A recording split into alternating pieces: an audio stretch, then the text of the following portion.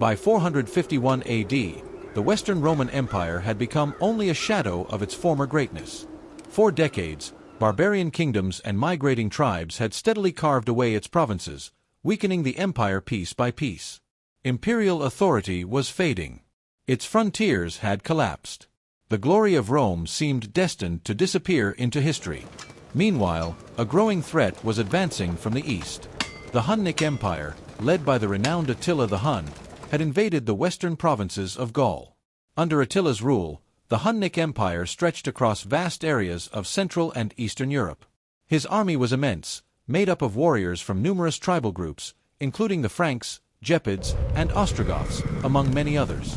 The Roman diplomat and historian Priscus, who had personally met Attila, described him as physically unimpressive, yet a man of extraordinary charisma, intelligence, and unquestioned authority. His warriors inspired fear throughout Europe. The Western Roman Empire could not ignore this growing threat.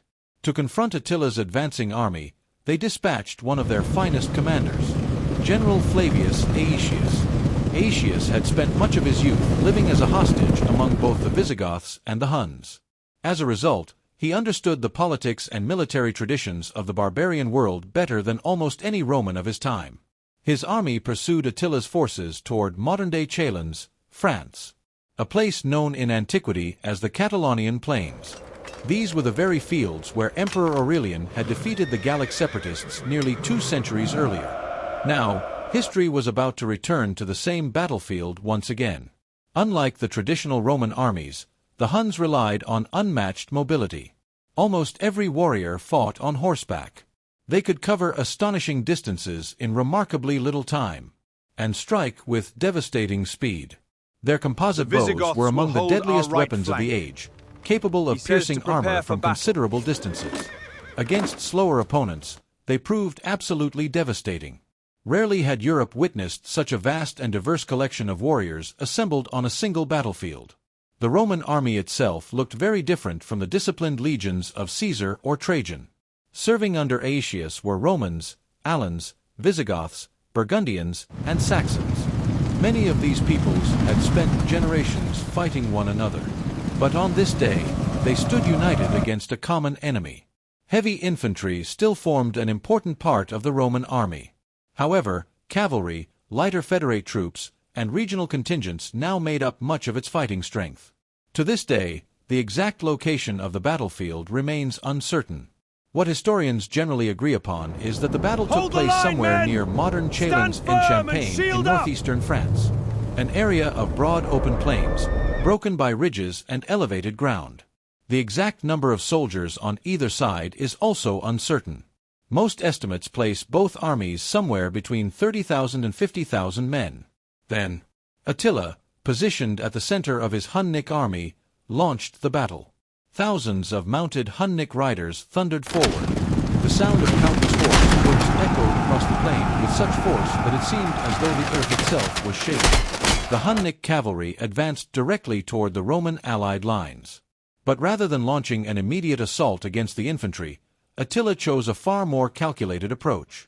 His mounted archers remained at a distance, and unleashed wave after wave of arrows into the enemy ranks. They rode rapidly across the battlefield, firing their bows with remarkable speed and precision. Their constant movement made them incredibly difficult targets. The Roman allied troops struggled to strike back with their own projectiles. At the center of Aetius' army, the Alan cavalry suffered the heaviest punishment. Their mounted formations made them far easier targets, while their unarmored horses remained especially vulnerable to the relentless rain of arrows. On Aetius' left, the Roman infantry locked together into dense shield formations, successfully reducing much of the incoming missile fire. The Visigoths on the Roman right also used their shields effectively, preventing much of the damage.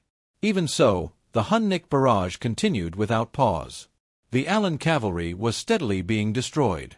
More than half of their force was either wounded or killed beneath the relentless storm of Hunnic arrows. Satisfied with the damage he had inflicted, Attila regrouped his cavalry and prepared them for the next phase of the attack. Leading the advance were heavily armed Hunnic lancers, arranged in tightly packed diamond-shaped formations. This formation made breaking through enemy lines even more effective, and even more devastating. The Hunnic heavy lancers crashed through the Alan center with remarkable ease.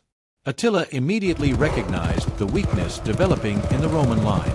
Without hesitation, he concentrated the bulk of his Hunnic cavalry against the center. The Alan cavalry was already disorganized.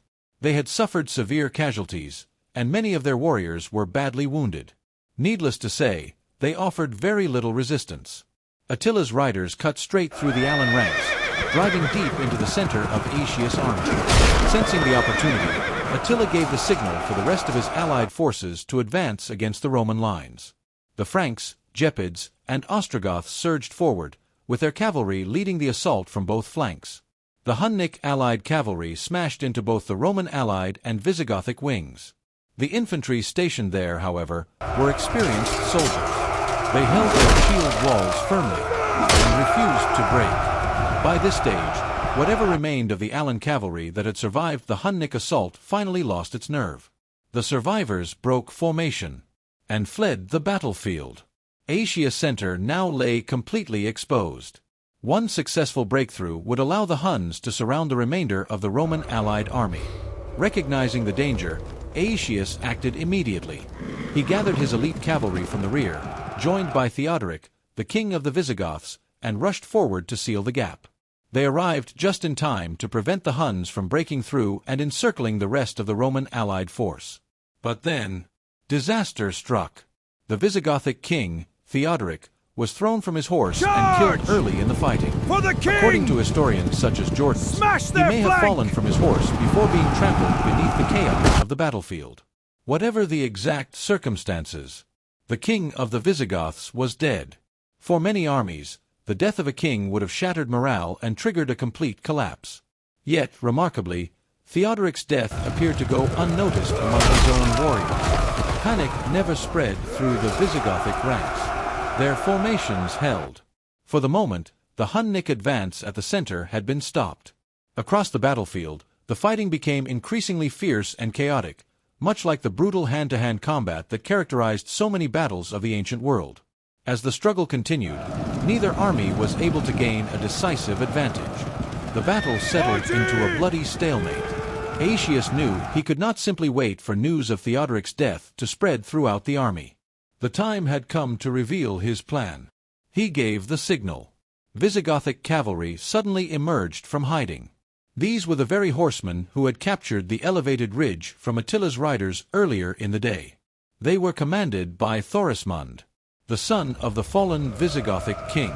Leading roughly 2,000 cavalry, Thorismund launched his charge toward the Visigothic right flank. The Ostrogoth and Gepid forces fighting alongside Attila failed to notice the maneuver until it was far too late. Thorismund's cavalry swept around the enemy position, then slammed directly into their exposed flank. The impact was devastating. Hundreds of enemy warriors were cut down during the opening moments of the charge. Many were killed by the sheer force of the collision. Others were trampled beneath the stampeding horses before they had any chance to escape. With this dramatic shift in momentum, the Roman allied army began pushing forward. The Visigoths pressed the attack with renewed determination. Attila's left flank began to buckle. For perhaps the first time in his military career, complete defeat now seemed possible. Before long, his left flank collapsed, and the surviving warriors began retreating toward their fortified camp. Realizing the battle could no longer be won, Attila ordered his entire army to withdraw behind the defenses of the wagon camp. The Roman allied forces pursued them all the way. Yet Aetius remained the careful strategist he had always been.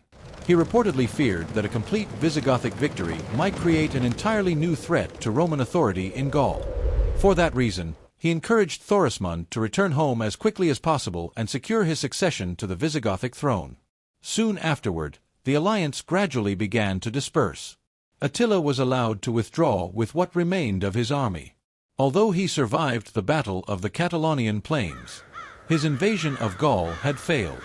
The following year, in 452 AD, Attila invaded Italy. However, disease, supply shortages, and diplomacy eventually forced him to withdraw once again. A year later, Attila died unexpectedly. Without his leadership, the Hunnic Empire quickly began to fragment as its subject peoples revolted. The Battle of the Catalaunian Plains became one of the final major military successes of the Western Roman Empire, before its collapse in 476 AD.